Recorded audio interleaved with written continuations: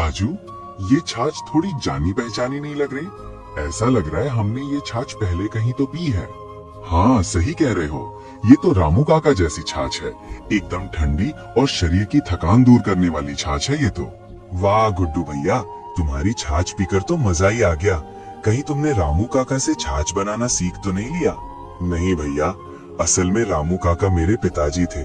उनके जाने के बाद मेरा ढाबा मेरे हाथ से चला गया, लेकिन मैंने हिम्मत नहीं हारी और ये छोटा सा ठेला लगाकर अपना गुजारा कर रहा हूँ। जल्दी ही वो ढाबा भी मेरा होगा, मुझे भगवान पर भरोसा है। भगवान तुम्हारी बात सुने और तुम्हारी चीजें तुम्हें लौटा दे गुड्डू भैया। अब इसी बात पर बिरयानी भी खिला दो। अब देखना, हम गांव में जाकर तुम्हारी दुकान की ऐसी तारीफ करेंगे कि सारे गांव वाले यहीं आएंगे बिरयानी खाने। एक तरफ सब गुड्डू के यहाँ खाने पीने आ रहे थे और दूसरी तरफ चिंटू की दुकान पर कोई नहीं आ रहा था। चिंटू गुस्से में था, तभी उसका दोस्त वहाँ आ जाता है।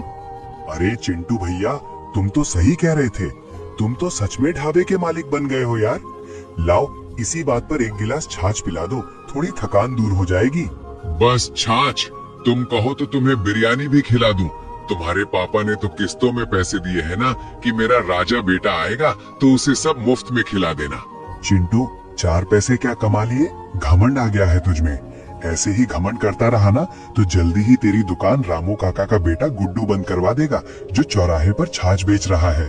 गुड्डू छाछ बेच रहा है? अच्छा, गांव वाले इसी की बात कर रहे थे। लगता है बूढ़े ने उसे वो मसाला छाछ वाला मसाला दे दिया। ऐसे तो मेरी दुकान सच में बंद हो जाएगी। अगर तुम मुझे 1 प्लेट बिरयानी और 1 गिलास छाछ पिला दोगे, नहीं, 1 नहीं, 2 प्लेट बिरयानी और 2 गिलास छाछ, फिर मैं गुड्डू की दुकान बंद करवाने में तुम्हारी मदद करूंगा। क्या कहते हो? घर बसा नहीं कि भिखारी पहले ही आ गए। तुझे क्या लगता है जो चीज मुझे इतनी मेहनत करके मिली है उसके लिए मैं तेरे जैसे 2 कौड़ी के लोगों की मदद लूंगा जो कुछ दिन पहले मुझ पर हंस रहा था? चल भाग यहाँ से। गुड्डू के पास अब अपनी दुकान चलाने के लिए एक ही रास्ता था। वो अपना ढाबा बंद करके घर जाता है और घर के नौकर को बुलाता है। तुम लोग किस बात के पैसे ले रहे हो मुझसे? तुम लोग यहाँ इतने सालों से काम कर रहे हो, लेकिन तुम्हें छाछ तक बनाना नहीं आता। तुम लोगों के चक्कर में मेरे ढाबे पर लोगों ने आना बंद कर दिया है। मालिक, हम क्या करें? हम तो पहले भी छाछ नहीं बनाते थे। मालिक तो बस हमें बर्फ तोड़ने का और बनी हुई छाछ मिलाने का काम देते थे। हमने कभी मालिक को मसाला बनाते हुए नहीं देखा।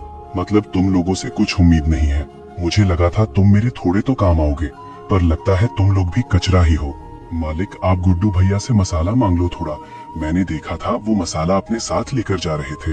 ये तो मुझे पता है, तभी तो लोगों को उसकी मसाला छाछ और बिरयानी ज्यादा पसंद आ रही है। छोड़ो, जाओ तुम लोग अपना अपना काम करो, मुझे ही कुछ सोचना पड़ेगा। अगले दिन गांव के कुछ लोग आपस में बात कर रहे होते हैं। तुम्हें पता है कि नहीं, गुड्डू नाम का जो आदमी छाछ बिरयानी बेच रहा है वो तो अपने रामू काका का ही लड़का है। बताओ, आज तक हमें पता ही नहीं था कि रामू काका का लड़का भी है।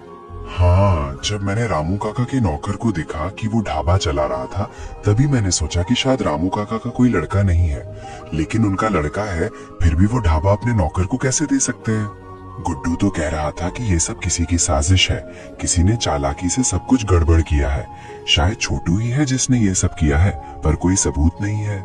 सबूत होता तो हम गांव वाले ही मिलकर उसकी पिटाई कर देते और उसकी हवा निकाल देते। हाँ, मैं तो उस पर खुद जाता, फिर उसके ऊपर बैठकर उसके बाल खींचता। उसके गोल गोल बाल देखकर तो बहुत गुस्सा आता है मुझे। चलो चलो, अब चलते हैं गुड्डू के यहाँ छाछ बिरयानी खाते हैं, फिर खेतों में काम करने भी जाना है। तभी सब गुड्डू के यहाँ छाछ पीने जाते हैं और चिंटू का ढाबा अब पूरी तरह से चलना बंद हो गया था। गुड्डू भी अब अपनी छाछ और बिरयानी बेचकर घर जा रहा होता है।